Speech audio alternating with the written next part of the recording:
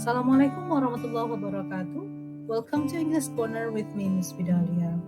Today, we're gonna talk about English material. It is about narrative text. This material is actually for English class 10th grade. Well, the learning objective of today's material is to distinguish the social function, generic structures, and language features of a kind of text, narrative text, related to folk legends. Okay, jadi tujuan pembelajaran kita pada kali ini adalah untuk mengidentifikasi, untuk membedakan tiga hal, yaitu social function, fungsi sosial, generic structure atau struktur teks, dan language features atau fungsi kebahasaan atau ciri kebahasaan dari sebuah teks bernama narrative text terkait dengan folk legends atau legenda rakyat. Okay, have you ever heard about narrative text? Apakah kalian pernah mendengar tentang narrative text? Is it dongeng or what? Apakah narrative text ini tentang dongeng atau apa? Let's discuss. Alright, actually narrative text is an imaginative story with complications and problematic events. Then, at the end of the story, there is a resolution that can be happy or sad ending. Jadi sebenarnya teks naratif itu adalah sebuah teks atau cerita khayalan yang di dalamnya ada konflik atau kejadian yang problematik, yang ada unsur-unsur problemnya di sana atau konfliknya di sana. Dan di akhir cerita, di end of the story, ada resolution atau solusi dari masalah tersebut. Bisa berakhir bahagia, happy ending, atau bisa berakhir kesedihan atau malapetaka atau sad ending.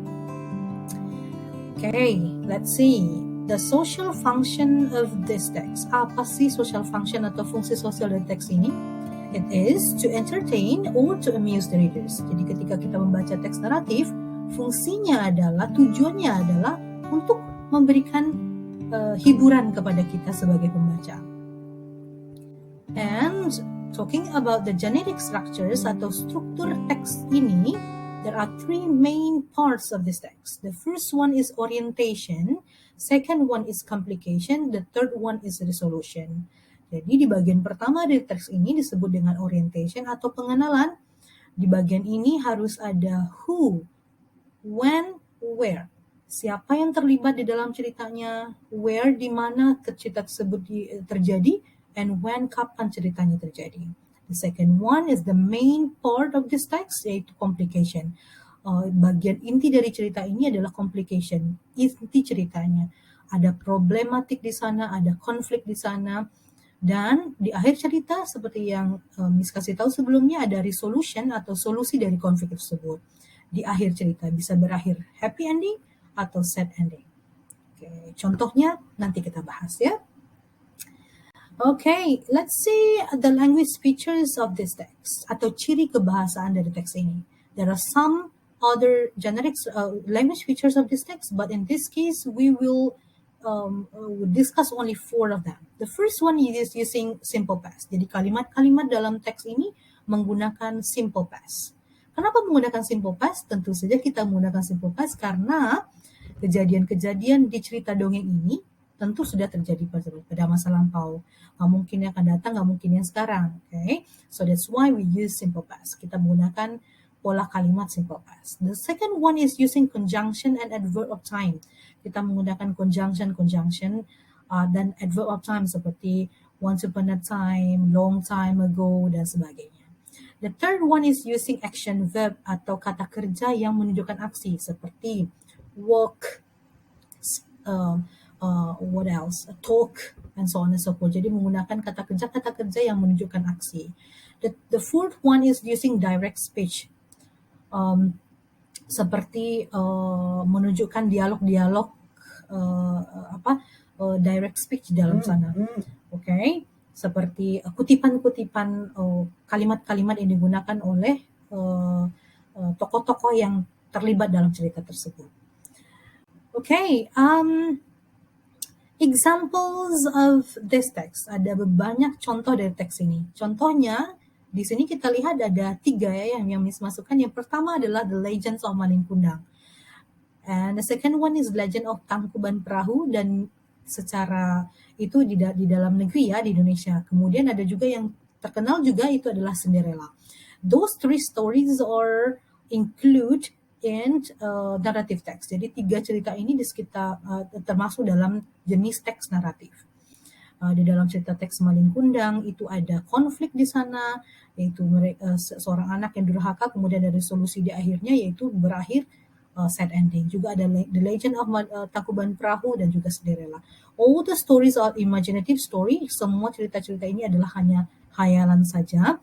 And then ada konflik di sana dan ada resolution di sana. Makanya disebut dengan teks naratif.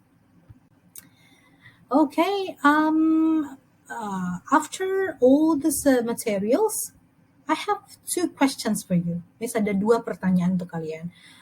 Please answer the following questions. Silahkan jawab pertanyaan berikut ini di dalam kolom komentar di channel YouTube Miss ini ya.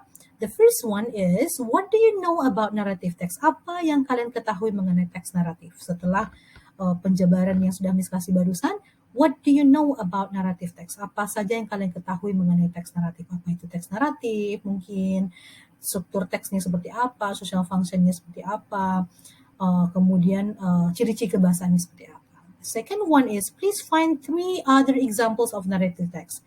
Tolong cari 3 contoh lain dari teks naratif selain dari Tangkuban Perahu, The Legends of Malin Kundang, dan Cinderella. Please find other three example of narrative text. Tentu kalian bisa ya cari ya 3 contoh teks naratif lain.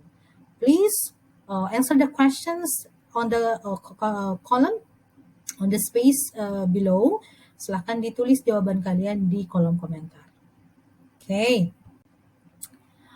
I think that's all for today's lesson. Miss rasa hanya itu yang bisa disampaikan pada kesempatan kali ini. Thank you so much for your attention. Selamat belajar, selamat menggali lagi tentang teks naratif. So this is the end of this lesson. Thank you so much. Assalamualaikum warahmatullahi wabarakatuh. Bye.